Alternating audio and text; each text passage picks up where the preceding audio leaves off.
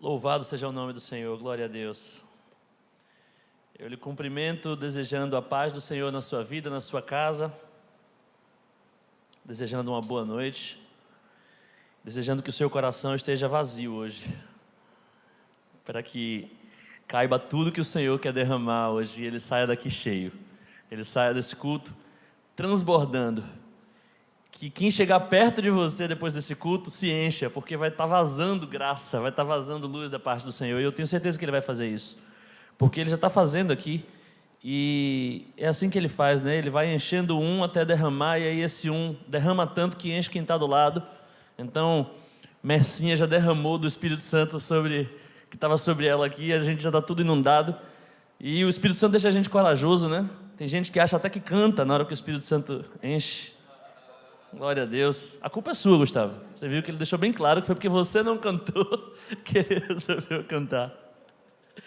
Mas a glória de Deus ainda assim se manifesta. Deus é misericordioso.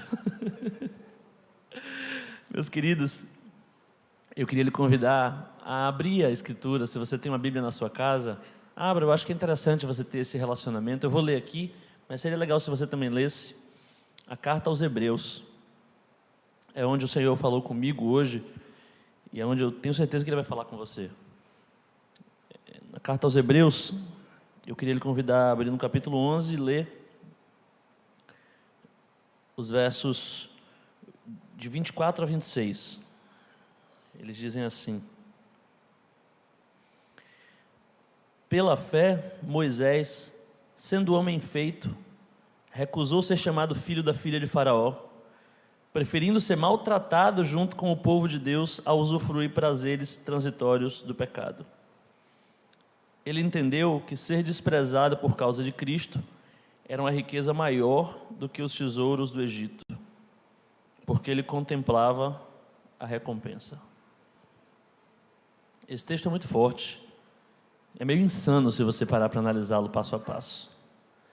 E ele me lembra uma coisa que eu ouvi, uma história que eu me lembrei, uma história que eu já conhecia há muito tempo, uma ilustração, mas que eu me lembrei graças ao meu amigo Leonardo, pastor lá de São Paulo, que pregou uma mensagem esses dias. E quarentena, né? A gente trabalha de casa, e aí está numa reunião, a mulher começa a conversar, e aí você se chateia, vai lá e briga com ela, daqui a pouco ela que está na reunião e você está conversando, ela se chateia, e aí um atrapalha a vida do outro, e a gente vai se entendendo.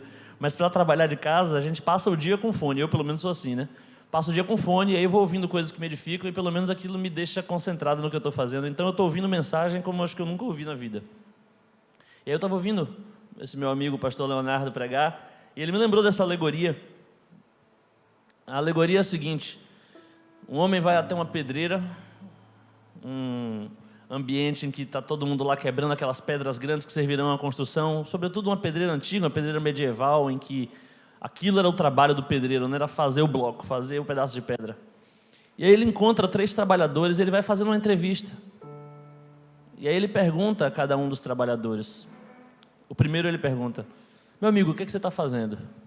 O cara fica irritado, olha para ele e diz: você é cego? Você não está vendo? Eu estou quebrando pedra. É o que eu faço, é o que eu sou, um quebrador de pedra. Estou aqui quebrando pedra, isso é a minha vida. Está óbvio, é só olhar de longe e percebe. Ele se afasta, vai para o segundo homem e pergunta: meu amigo, o que você está fazendo? E o homem olha para ele e fala: amigo, está evidente, né? Estou ganhando meu dinheiro. É isso que eu faço. Eu ganho meu dinheiro, eu sou correria. Eu vejo onde está alguém pagando e eu vou lá e presto um serviço e ganho aquele trocado. Aí ele vê um terceiro e pergunta assim: meu amigo, o que você está fazendo? O cara sorri, olha nos olhos dele e diz: não está claro? Quem eu sou mostra o que eu estou fazendo. Eu estou construindo uma catedral para o Deus do universo. É uma história interessante, é uma ilustração, mas ela me mostra uma verdade que a Escritura revela em todos os seus momentos. A verdade de que você não é o que você faz. E essa frase é uma frase usada de forma motivacional hoje em dia, mas que acaba trazendo tormentos que agora nessa quarentena vieram à tona de um jeito expressivo ao extremo. Porque muita gente que passou a vida fazendo alguma coisa, na quarentena parou de fazer porque ficou desempregado. Muita gente que se acostumou a determinadas rotinas, a determinados hábitos, está desesperado porque teve seus programas cortados, quebrados, interrompidos. E aquilo que elas estavam acostumadas a fazer, elas já não fazem. E aí elas pensam, e agora quem eu sou? Porque eu já não sou mais o cara que fazia aquelas coisas. O que eu fazia me definia. Pelo menos era assim que eu enxergava. Eu enxergava as coisas pela sua dimensão puramente prática, pelas realizações que estavam diante de mim. E aí a gente vai para a Escritura e a gente vê, desde o Gênesis ao Apocalipse, Deus deixando bem claro que você não é o que você faz. Não é a sua ação que define a sua natureza.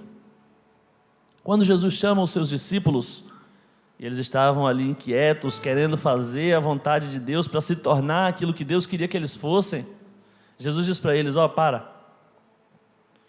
Vocês não precisam tentar escolher o que vocês vão fazer para então serem definidos como meus discípulos. Não é o que vocês fazem que define vocês como meus discípulos. Não, deixa eu dizer uma coisa para vocês. Não foram vocês que escolheram a mim, fui eu que escolhi a vocês. E depois que eu escolhi a vocês, eu vos dei um nome. Eu disse quem vocês são. Eu é que nomeei vocês. E agora que vocês têm um nome que eu vos dei, agora que eu disse quem vocês são, agora vocês podem ir e fazer e acontecer. Porque em tudo que vocês fizerem estará a assinatura. O nome que eu lhes dei estará em todos os lugares, em todas as suas obras, em todas as suas realizações, porque agora vocês sabem quem vocês são. Vocês são os meus discípulos, os meus filhos. É por isso que Paulo, o apóstolo, bate no peito. Ele fazia tendas, e aí algumas pessoas deviam pensar que ele era um arquiteto. Ele fazia a melhor interpretação bíblica da época, então muitas pessoas deviam pensar que ele era um rabino. Ele fazia análises jurídicas que deixavam o mundo da sua época intrigado, então deviam pensar que ele era um advogado. E Paulo disse, eu sou o que sou, eu sei quem eu sou um redimido de Deus, o maior dos pecadores, mas o mais amado dos filhos. Eu sei quem eu sou, porque foi o Senhor quem me disse. Não é o que eu faço que define quem eu sou, mas é o que quem me fez disse que define quem eu sou. Ele me fez para ser um vaso de honra na sua presença. Ele me fez para louvor da sua glória. Ele me fez para eu ser alguém que leva o seu nome às nações, um vaso escolhido para glorificar o nome do meu Deus. É isso que Deus está te dizendo que você é. É isso que Deus está querendo colocar no seu coração. É isso que, se você hoje receber a Cristo, eu te prometo que o Espírito Santo será derramado em sua alma e testificará com o seu espírito que você é um filho do Deus vivo. E você nasceu para dar glória ao nome dele. Você nasceu para que ele seja exaltado, para que as pessoas vejam uma cadeira que você como marceneiro fez e digam, glória a Deus por haver uma cadeira tão perfeita. Para que as pessoas leiam a petição que você fez e digam, glória ao Deus que dá talento aos homens para escreverem de forma tão brilhante. Para que as pessoas vejam o seu casamento e digam, glória ao Deus que faz pessoas serem tão felizes. Você precisa descobrir quem você é, e a única pessoa capaz de lhe dizer isso é a pessoa que ele fez. É o Deus do universo, é Ele que pode lhe dizer quem você é. É o Pai quem dá o nome ao Filho. É na hora que o Pai reconhece o Filho que a gente sabe quem esse filho é. Muita gente sabia que a pastora Tairã estava grávida, mas não sabia de quem, não sabia quem era essa figura que estava enchendo a barriga dela. Agora o pastor Diogo, como pai, foi ao cartório e disse, eu reconheço, ele é meu filho, e o nome dele é Judá. Então agora você sabe quem é aquela criança. Ele ainda não fez nada, a não ser dormir, chorar, comer. Ele não é um dorminhoco, chorão, comilão. Não, essas coisas que ele fez não definem quem ele é. Ele já é Judá, o filho de Diogo, porque o pai dele disse isso a respeito dele. Você quer saber quem você é? Aproveite a promoção. É só hoje, é brincadeira, não é só hoje, mas hoje é. Deus está aqui. E quando eu digo aqui na sua casa, onde a minha voz está chegando, onde a palavra dele está chegando, ele se manifesta, porque você está reunido comigo, ainda que à distância. Mas onde dois se reunirem em seu nome, ele se faz presente. Então aproveita esse momento em que Ele está presente, conversa com Ele, pergunta: Senhor, quem eu sou? Senhor, fala ao meu coração quem eu sou. Eu quero parar de achar que eu sou quem eu faço. Eu quero parar de achar que eu sou quem as pessoas dizem que eu sou. Eu quero parar de achar que eu sou quem eu tenho sido em toda a minha vida. Eu quero descobrir quem eu sou. E só quem pode me dizer quem eu sou é o Senhor. É o meu Pai, é aquele de quem eu vim, aquele a quem eu pertenço, aquele que me fez. E quando você descobrir quem você é, todas as suas ações vão passar a transmitir essa identidade. E por que eu estou falando isso? Porque Moisés era um homem que sabia quem ele era. Moisés descobriu quem ele era muito cedo. Eu vou contar bem rapidinho uns aspectos que eu considero relevantes da história dele para a gente entender esse texto. Todo mundo ouviu falar de Moisés. Todo mundo sabe um pouco da história dele. Então, quando eu leio aqui que Moisés recusou ser chamado filho da filha de Faraó, preferindo ser maltratado com o povo de Deus ao usufruir prazeres transitórios do pecado, ele entendeu que ser desprezado por causa de Cristo era uma riqueza maior do que os tesouros do Egito, porque ele contemplava a recompensa. Quando eu digo isso, você certamente assistiu a novela Os 10 Mandamentos, ou já leu essa história, ou ouviu músicas que contam a respeito de Moisés. Moisés é um personagem bastante famoso. E Moisés é a resposta a muitas orações que nem Moisés ouviu, mas Deus ouviu. O povo de Israel estava preso no Egito, cativo, escravo. Estavam numa quarentena que já durava mais de 400 anos. Hashtag fique em Cairo. E numa quarentena braba, porque eles trabalhavam e não recebiam salário, eles eram escravos. E aí eles oraram a Deus. E se tem uma coisa que se pode fazer numa quarentena é orar. Eles oraram e Deus disse: eu vou mandar um libertador. Eu vou enviar um libertador para tirá-los daí. Eu vou enviar um libertador para romper o ciclo de escravidão em que eles se encontram, para acabar com a escravidão. E eu vou provar que a gente não é o que a gente faz o que a gente é. A gente faz coisas que refletem quem a gente é. Olha o que Deus fez. Eu vou mandar um libertador. Ele mandou quem? Moisés. E olha como Moisés nasce. Nasce sob um decreto mundano de que toda criança hebreia que nascesse seria morta, seria jogada no Nilo. E parece, para quem olha a história no começo, que todos os planos malignos a respeito de Moisés estavam se cumprindo um a um. Parece que a vida de Moisés obedecia à lei que regia a vida de todos os demais. Ah, não é o libertador de Deus, mas havia um decreto de que toda criança ia ser jogada no Nilo, e ele foi jogado no Nilo.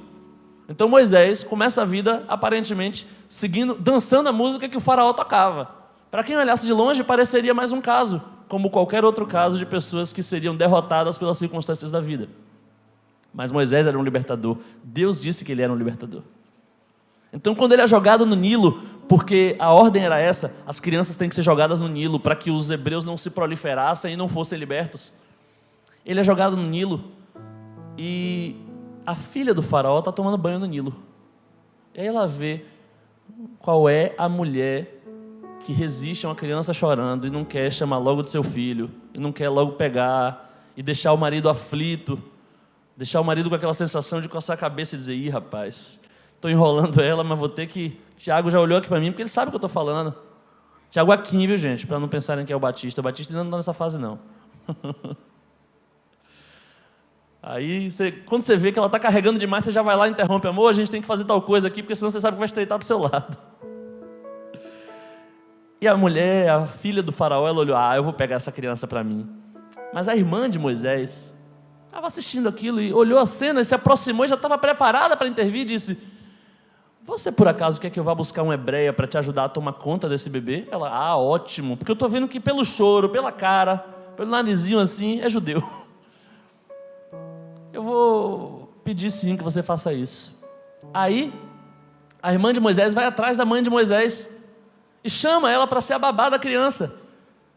E a Bíblia diz que a filha do faraó pagou um salário para a mãe de Moisés tomar conta do próprio filho. Moisés mal tinha nascido, não tinha feito nada, mas Deus disse que ele era o quê? Um libertador. Então, que a primeira coisa que ele faz, sem nem perceber que está fazendo, Ele liberta a mãe, que era escrava e agora ganha salário. Moisés acabou de libertar a mãe sem fazer nada, ele só fez chorar. Mas a identidade que Deus imprimiu nele começou a irradiar seus efeitos, e a graça manifesta de Deus casava as coisas para que ele cumprisse o propósito para o qual ele nasceu. A mãe de Moisés já estava livre, já libertou o primeiro, não disse nem papai, mas já libertou o primeiro. Judá quer dizer louvor, e antes que ele lacrimejasse pela primeira vez, já tinha gente louvando porque o parto foi uma bênção. Já tinha gente louvando porque a gravidez foi uma bênção. Já tinha gente louvando porque orações dessa igreja foram feitas para que essa criança viesse. Então ele já nasceu cumprindo a vocação. Ele já nasceu trazendo louvor ao mundo, sem nem perceber. Porque a gente é aquilo que o pai diz que a gente é. E Moisés já tinha libertado a mãe. E livre, a mãe começou a educá-lo, a ensinar quem era o povo dele. A Bíblia diz que até ele ficar grande, dá para a gente dizer que foi pelo menos aí até os 12 anos, talvez, porque era a idade que se considerava a idade pela qual um homem se fazia maduro, maior de idade. Hoje as coisas mudaram, né? Mas com 12 anos um cara já tinha que botar comida em casa. Então a mãe de Moisés cuidou dele até ele fazer 12 anos. É o que eu imagino, pelo menos essa data aí. Certo que ele cuidou dele até ele ficar grande. E ela cuidava, ela ensinava. E eu consigo perceber, consigo inferir, está meio que claro isso na Escritura, embora a Escritura não diga expressamente, que durante esses anos Moisés foi aprendendo algumas coisas muito claras. Moisés, a gente está no Egito, então você vai ser obrigado a fazer muita coisa que só se faz no Egito. Você vai viver entre egípcios, você vai falar a língua egípcia, você vai usar roupas egípcias, você vai fazer coisas que só egípcios fazem, mas vai fazer tudo de um jeito hebreu, porque você é hebreu. Nunca se esqueça disso. Não se esqueça de quem você é. Não deixe as circunstâncias mudarem quem você é. Não deixe o peso da aflição mundana tentar ditar qual é a sua identidade, porque a sua identidade foi definida desde a eternidade. Você é hebreu. Você é parte do pacto abraâmico.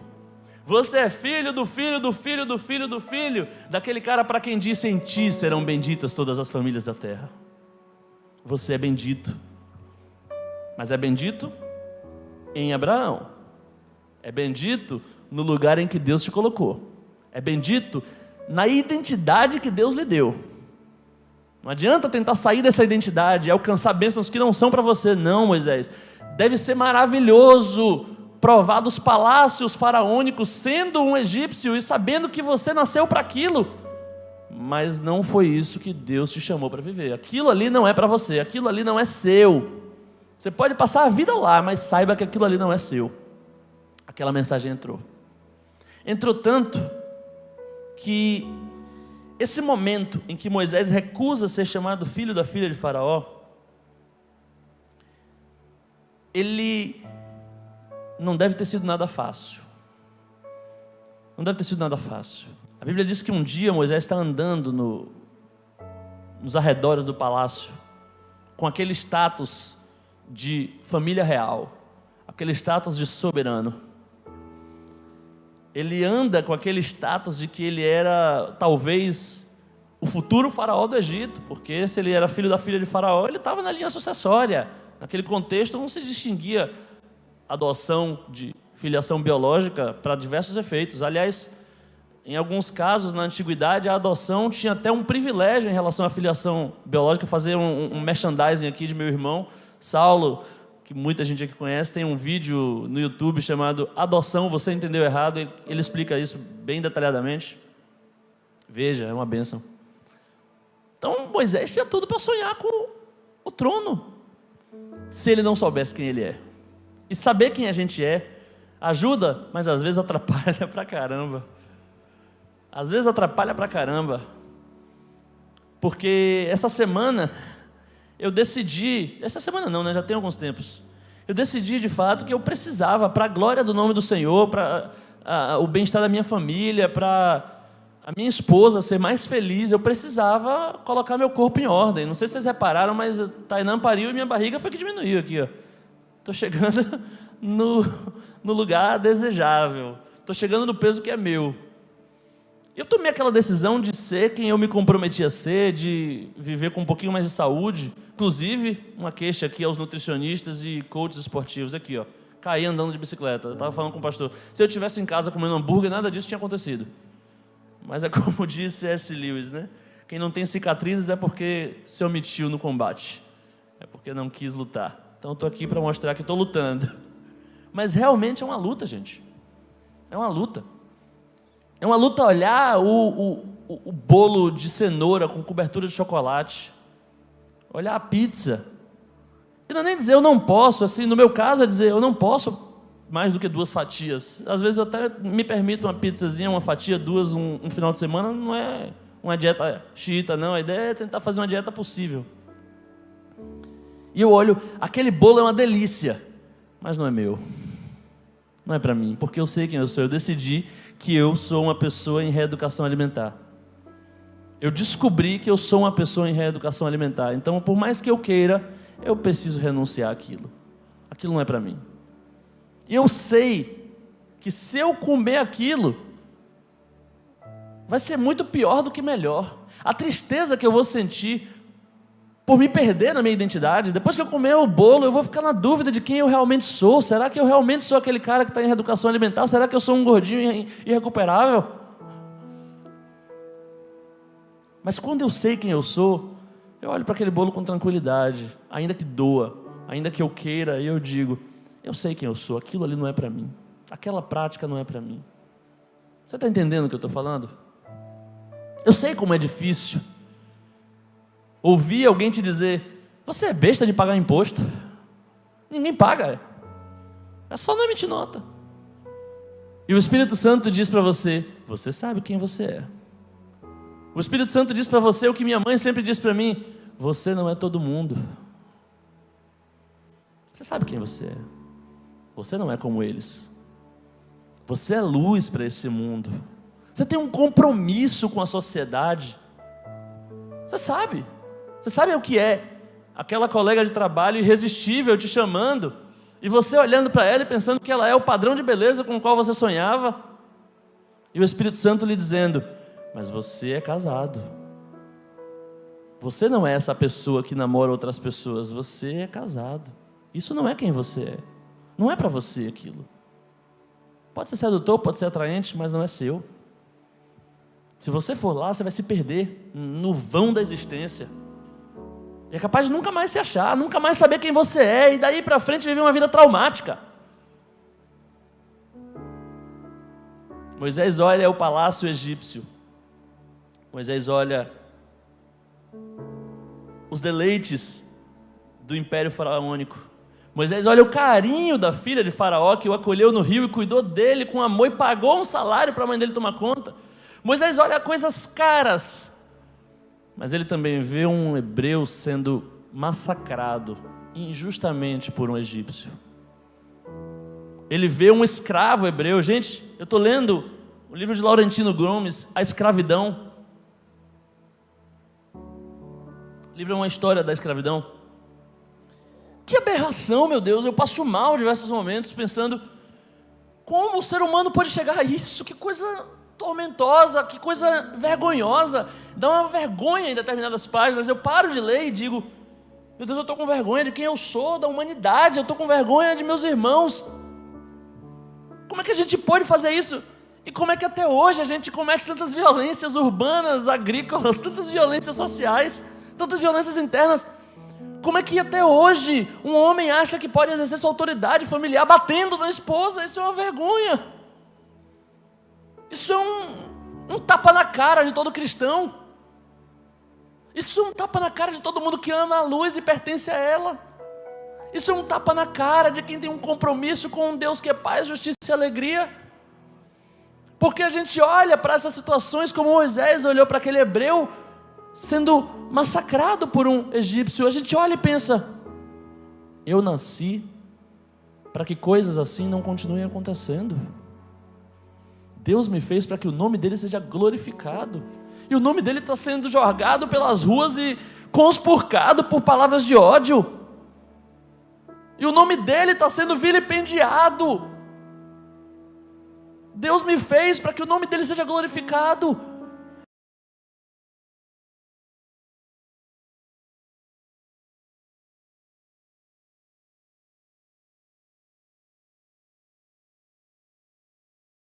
Para realizar essa missão, há um propósito e eu devo cumpri-lo.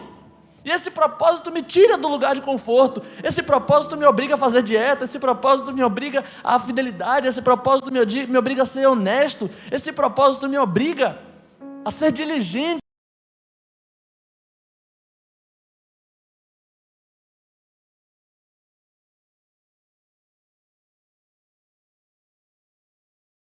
Ele olha para o palácio, mas ele sabe quem ele é.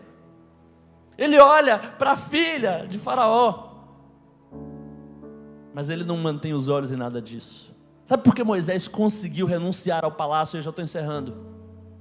Sabe por que? Qual era o segredo desse grande homem? Porque Moisés fez 5 passos para o avivamento. Ele leu esse livro. Não. Porque Moisés tinha um coach que era maravilhoso. Não. Porque Moisés tomava suco de clorofila. Clorofila, não confundam com... Não. Sabe por que Moisés conseguiu renunciar a tudo que não era dele?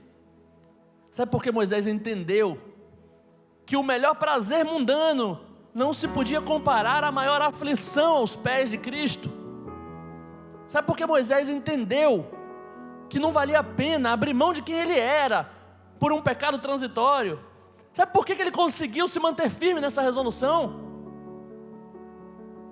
Porque ele contemplava a recompensa. Os olhos dele estavam fixos na recompensa. Eu queria saber onde é que estão seus olhos hoje. Onde é que estão seus olhos hoje? Meu irmão contava uma história que aconteceu com ele e aconteceu com a gente agora. A gente, para a glória de Deus, realizou um sonho, a gente conseguiu trocar de carro, né? E a gente, na hora de escolher o carro, a cor, pensou, poxa, essa cor aqui não tem tanto. Então, aí quando a gente viu o carro, a gente botou até nome, né? Ficou apaixonado, foi uma festa, uma palhaçada. O carro já tem nome, já tem apelido. A gente trata como se fosse uma filha. E aí, a gente ficou apaixonado pelo carro. O carro está no nosso coração, né? Carro novo, aquela festa. Só que agora que o carro está no meu coração, que é um carro branco, um Hyundai branco, está no meu coração. Meu amigo, eu só vejo o Hyundai branco por onde eu ando. Parece que a cidade inteira virou um Hyundai branco. Eu nunca vi tanto Hyundai branco espalhado por aí. Todo lugar que eu olho tem um Hyundai branco. Por quê? Aumentaram os Hyundais brancos na rua? Não. É que agora o Hyundai branco está no meu coração.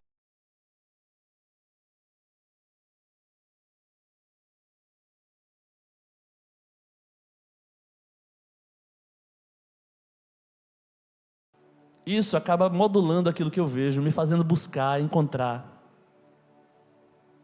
Moisés contemplava a recompensa. Os olhos de Moisés estavam na recompensa, porque a recompensa estava no coração de Moisés.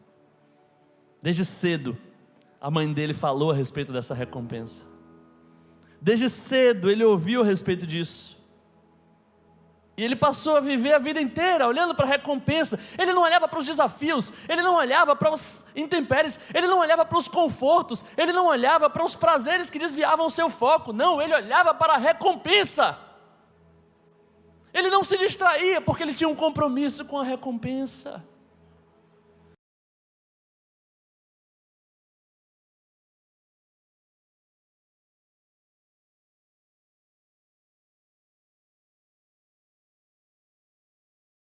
De Faraó e dizer, desculpa, eu não sou seu filho. Desculpa, eu agradeço o carinho que você me deu, mas assim, isso não é meu. Porque embora eu veja o seu amor, o seu carinho, eu estou vendo também a recompensa e os meus olhos estão nela. Que recompensa era essa, gente? E outra coisa, a gente tem uma visão tão ruim, né, de quem vive por uma recompensa. Eu vi uma matéria esses dias que me chocou, mas eu fiquei super interessado, tenho várias ideias, inclusive, a respeito dessa ideia. Estou aqui a respeito dessa matéria, estou fervilhando, pensando, rapaz, por que isso não acontece em outros lugares? Parece uma coisa tão legal. Um bilionário americano estava bem doente, viu que ia morrer e tudo mais. E o que ele teve de ideia? Ele pegou mais de $1 milhão em joias, ouro, esmeraldas, colocou numa caixa e foi até um parque ecológico que havia lá nos Estados Unidos e escondeu, enterrou essa caixa em algum lugar. E fez um mapa que ele guardou só para si, não mostrou a ninguém, para ele saber onde é que estava. Mas deu dicas para as pessoas de onde estava aquela recompensa. E disse o seguinte: quem achar a caixa vai ficar com ela. E ele ainda deu uma ousadia que foi o seguinte: quem achar a caixa não precisa nem declarar para o imposto de renda, porque é tudo joia. Então não vai precisar nem pagar tributo. É mais de $1 milhão limpo. E aquilo movimentou mais de 200 mil pessoas para visitarem a cidade, para visitarem o parque, para percorrerem trilhas, para arriscarem sua vida. Pelo menos 2 pessoas morreram, porque mantinham os olhos nessa recompensa. 2 pessoas morreram por causa dessa recompensa. A trilha era dificílima, tinha uma cachoeira, tinha animais ferozes, mas eu vi uma das trilheiras falando, ela dizia: você acha que eu vejo a cachoeira, os animais ferozes? Eu só vejo essas joias quando eu fecho os meus olhos. Eu só vejo essa recompensa. Então todo ano eu venho tentar de novo. Eu tenho aqui minhas pistas de onde é que está esse tesouro e eu vou tentar até achar. E alguém achou o tesouro e os demais ficaram frustradíssimos. Mas eu achei a história incrível. Você tem uma ideia? A história foi tão legal porque vinculou os pares da história ao ponto de um homem que estava quase morto, ele ganhou um ânimo e recobrou da sua saúde, venceu o câncer que ele estava enfrentando. E ele estava falando na entrevista, ele dizendo: eu queria ver o quanto as pessoas são capazes de se mover por uma recompensa, e eu fiquei impressionado positivamente. Mas gente, por que a gente olha para essas pessoas e pensa: é um bando de doido? Por que a gente critica as pessoas materialistas que vivem pela recompensa, que só trabalham pelo salário, que não pensam no ideal? Não, por que essas pessoas são mal vistas quando elas agem por recompensa? A Bíblia, inclusive, às vezes parece condenar, né, quem faz alguma coisa por dinheiro. A gente vive dizendo: se você serve a Deus apenas pelo que Deus pode te dar, você é miserável. Paulo disse: se a gente serve a Deus pelas coisas dessa vida, a gente é o mais miserável dos homens. É feio trabalhar pensando na recompensa? Moisés deixa claro que não.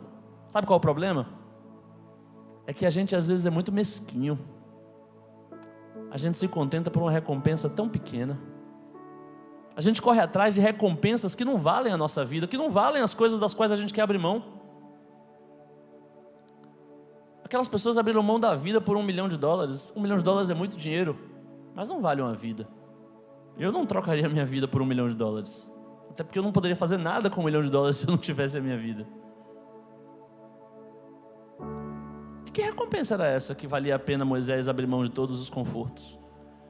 Que fazia Moisés querer largar o palácio de Faraó para ser humilhado em Cristo. E aqui vale um esclarecimento: Jesus ainda não havia nascido, mas Cristo é o nome para o enviado, o missionário, o que cumpre missão. Moisés abriu mão dos prazeres dessa vida para cumprir a missão, porque ele via a recompensa. Que recompensa era essa? Você deve estar pensando: era a terra prometida. Mas quando Moisés largou o palácio, ele ainda não tinha nem ouvido falar na terra prometida. Quando Moisés largou o palácio, Deus ainda não tinha se manifestado na sarça ardente, oferecido poder. Foi antes de tudo isso. Que recompensa era essa que Moisés já via quando ele renunciou a ser chamado filho da filha de Faraó? Que recompensa era essa? A grande recompensa que Deus tem para mim e para você não é o céu. A gente fala que no céu tem ruas de ouro, e aí a gente brilha os olhos, e algumas pessoas pensam: não pode desejar ouro aqui nesse mundo, mas no céu pode, né? Então eu quero ir para o céu porque lá vai ter rua de ouro. Eu vou quebrar a rua toda e vou vender. Não. Acho que a Bíblia diz que no céu tem rua de ouro, para a gente saber que lá, até o ouro vale tão pouco que a gente pisa. A grande recompensa não é o céu. A grande recompensa não é a terra prometida, não. Quando Moisés foi educado pela mãe, ele aprendeu que os egípcios adoravam o sol, os egípcios sacrificavam crianças ao rio. Os egípcios tinham lá os gestos deles, a cultura deles. Mas o povo do Senhor, não. Eles tinham um Deus que era Pai. Eles eram uma família desse Deus. Eles eram parte de um projeto eterno desse Deus. E essa foi a grande recompensa pela qual Moisés renunciou a tudo que não era para ele. Pertencer à família de Deus. Ser parte do que Deus estava fazendo. Saber que tem um lugar para ele em Cristo. A gente vai cantar um louvor. E eu queria que você, nesse momento, refletisse sobre quantos esforços e sacrifícios você já fez para ser aceito. E como é forte essa necessidade humana de ser aceito, de pertencer a algum lugar, de ter seguidores, de ter um grupo, de achar quem te ame, de achar quem te acolha. Eu ouvi um médico, um oncologista falando, e ele disse assim: eu nunca ouvi de um paciente terminal, e de vez em quando eu tenho essa oportunidade de conversar com um paciente terminal, e eu nunca ouvi ele abrir a boca para mim dizer o seguinte: ah, doutor, como eu queria ter ganhado mais dinheiro. Ah, doutor, como eu queria ter passado mais tempo no ofurô. Doutor, como eu queria ter desfrutado mais da primeira classe, da classe executiva da Qatar Airlines. Acho que é Airways, né?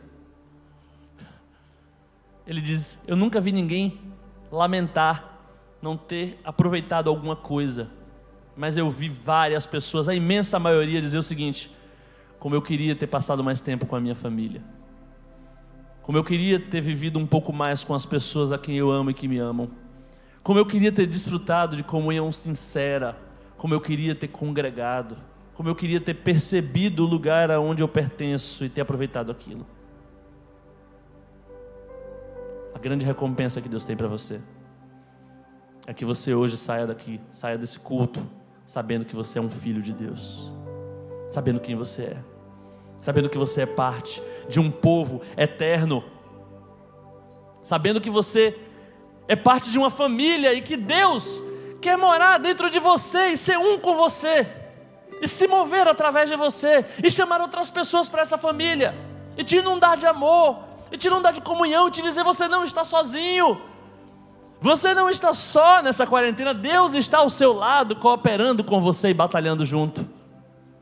Um pastor conhecido meu contou que ele foi ao museu em que algumas múmias de faraós estavam, e ele viu toda aquela suntuosidade relatada ali, e ele disse que ele orou e falou: Senhor, por que o Senhor fez isso com Moisés? Tirou ele daquele palácio, olha que história rica, por que o Senhor tirou ele daquilo? Será que valeu a pena? E o Senhor falou com o coração dele, ele disse que o Senhor falou assim com ele: se Moisés tivesse preferido os confortos dessa vida, ele hoje seria talvez uma dessas múmias, estaria morto num museu, e você veria ele hoje e não veria nunca mais. Hoje há alguns faraós mortos diante de você, mas Moisés está vivo diante de mim e viverá para sempre, e você poderá vê-lo várias vezes, não no museu, mas na eternidade, no reino futuro, porque Moisés sabia quem ele era parte de uma família que vai viver para sempre aos pés do nosso Pai, que vai se assentar à mesa com Ele, quando ouvi-lo dizer: vinde, benditos de meu Pai, possuir por herança o reino que vos está preparado desde a fundação do mundo. Venha fazer parte dessa família. Aproveite enquanto esse louvor é cantado, e converse com seu pai, e diga: meu pai, eu passei um tempo que eu não sabia que eu era teu filho, eu passei um tempo sem saber de onde eu era, mas agora eu enxergo que a maior recompensa que um homem pode ter é pertencer a ti. Louvado seja o nome do Senhor.